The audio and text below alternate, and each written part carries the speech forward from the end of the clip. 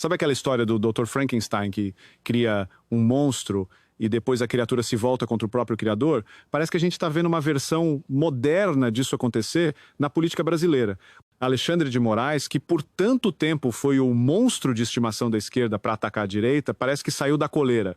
Em um ato de autoritarismo tão grande que chega a ser irônico, ele agora está calando e censurando até mesmo partidos da extrema esquerda, como o PCO. A criatura se voltou contra o criador. E isso prova o que a gente sempre disse. Um tirano não tem ideologia, ele só tem sede de poder. Antes da gente começar, sejam todos muito bem-vindos. Eu sou Jonas Augusto e esse é o Orgulho Soberano. Se você é novo por aqui, te faço um convite, se inscreva no canal para receber novos conteúdos. E se você já é de casa, já clica no like para ajudar o canal. Bora lá? Vamos mergulhar fundo nessa história, porque ela é um daqueles momentos raros e preciosos em que a máscara do poder cai e a gente consegue enxergar a verdadeira face do que está acontecendo no Brasil. A analogia com o monstro de Frankenstein, para mim, não é um exagero. É a descrição perfeita do que a esquerda brasileira, em sua ânsia por poder e por eliminar seus adversários, acabou criando. E agora, eles estão assistindo, apavorados, e em silêncio, a sua própria criatura se descontrolar e ameaçar a todos, inclusive a eles mesmos. Vamos voltar um pouco no tempo para entender como esse monstro foi criado. Nos últimos anos, especialmente durante o governo do presidente Bolsonaro, a esquerda e grande parte da grande mídia sentiram que estavam perdendo a batalha da opinião pública. Pela primeira vez, a hegemonia de suas ideias foi quebrada. E, em desespero, eles precisavam de uma arma, de uma força que pudesse calar, intimidar e perseguir a direita de uma forma que a política convencional não permitia mais. E eles encontraram essa arma na figura de Alexandre de Moraes e na caneta do Supremo Tribunal Federal. Eles aplaudiram de pé quando os inquéritos de ofício, que muitos juristas consideram ilegais, foram abertos. Eles comemoraram quando as redes sociais de conservadores foram bloqueadas sem o devido processo legal. Eles deram vivas quando jornalistas e parlamentares de direita foram alvo de operações de busca e apreensão. Valia rasgar a Constituição, valia ignorar o direito de defesa, valia criar um superpoder inquestionável nas mãos de um único homem. Eles achavam que tinham encontrado o seu campeão, o seu monstro particular, que eles poderiam soltar sempre que precisassem para atacar os seus inimigos. Eles acreditavam que poderiam controlar a criatura, que ela sempre estaria a serviço da sua agenda. Que grande e ingênuo erro. E a prova de que a criatura se voltou contra o Criador chegou de forma espetacular e irônica. O Partido da Causa Operária, o PCO, foi censurado por Alexandre de Moraes. Eu quero que você pare e pense nisso. O PCO não é um partido de direita, nem de centro. É um partido da extrema esquerda, um grupo tão radical que muitas vezes faz o próprio PT parecer um partido de moderados.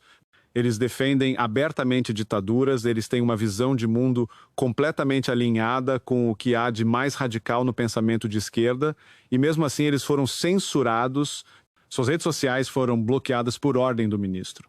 E por quê? Porque eles ousaram fazer o que a esquerda oficial, a do PT e seus satélites, não tem mais coragem de fazer. Eles ousaram criticar o próprio Supremo Tribunal Federal.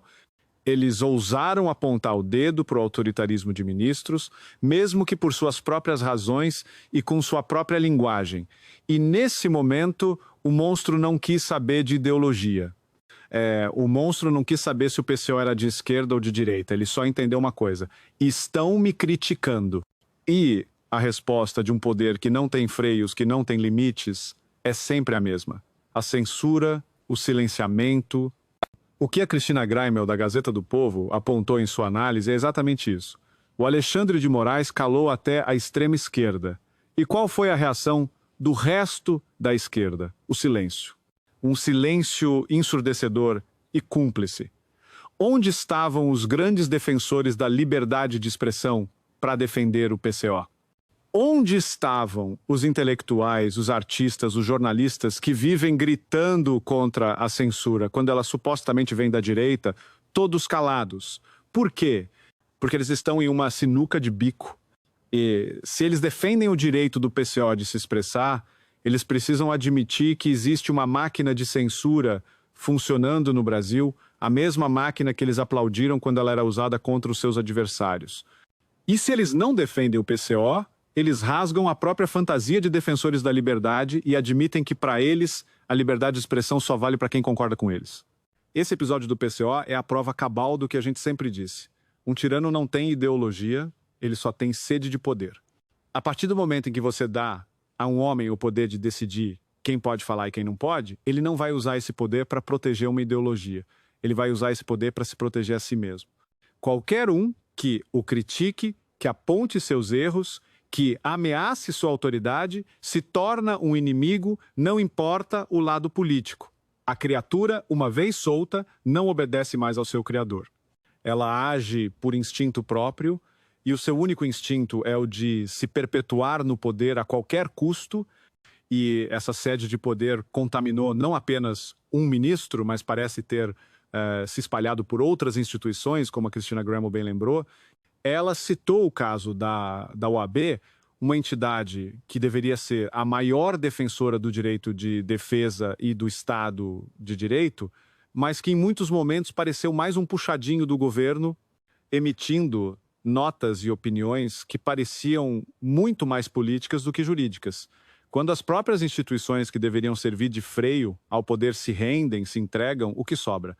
Sobra a imprensa livre e corajosa e sobram os representantes do povo que não têm medo de falar. É por isso que o editorial da Gazeta do Povo, mencionado pela Cristina, é tão importante. Em um país onde grande parte da mídia passa pano, como ela diz, ver um jornal com mais de 100 anos de história se posicionar com firmeza e dizer com todas as letras que estamos vivendo sob uma tirania, que a democracia foi suspensa, é um ato de coragem imenso, é a prova de que nem tudo está perdido, de que ainda existem vozes dispostas a lutar pela verdade, e a luta agora precisa ser direcionada da forma correta. A Cristina Graimel, na minha opinião, foi perfeita ao definir a ordem de prioridades. O problema do Brasil hoje tem duas cabeças. Uma é o governo Lula, com suas políticas que, na visão de muitos, estão levando o país para o buraco, e com sua cumplicidade com o autoritarismo judicial. A outra cabeça, e talvez a mais perigosa no momento, é o ativismo judicial liderado por Alexandre de Moraes, que suspendeu a nossa Constituição. Não adianta tentar cortar uma cabeça e deixar a outra intacta, mas é preciso ter estratégia. E a estratégia, como ela bem apontou, é, primeiro, o fora Alexandre de Moraes. Por quê? Porque ele é a raiz do problema da insegurança jurídica. É ele quem impede o debate político, quem cala a oposição, quem cria o clima de medo. Sem restaurar o Estado de Direito, sem tirar o poder das mãos de quem abusa dele, não há como ter uma luta política justa. Depois de restabelecer a normalidade institucional, aí sim a luta se volta para o campo político, para o fora Lula. A batalha contra o projeto de poder do PT precisa ser travada nas urnas, no debate de ideias, na demonstração de que o modelo deles é prejudicial para o Brasil, mas para que essa batalha possa acontecer, a gente precisa ter um campo de jogo.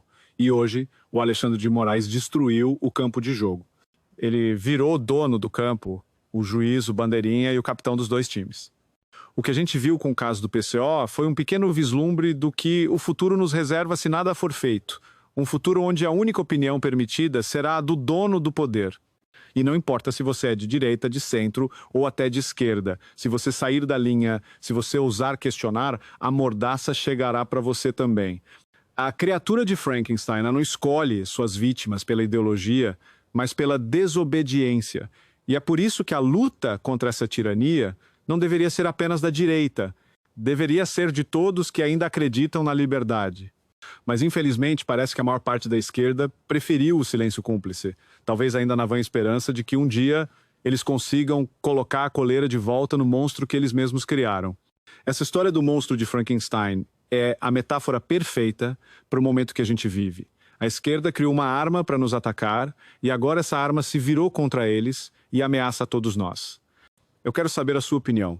Você também acha que o Alexandre de Moraes se tornou um poder incontrolável, que não responde mais a nenhuma ideologia?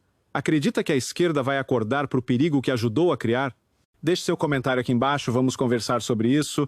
Se essa análise te ajudou a entender a profundidade do problema, deixe o seu like e compartilhe esse vídeo.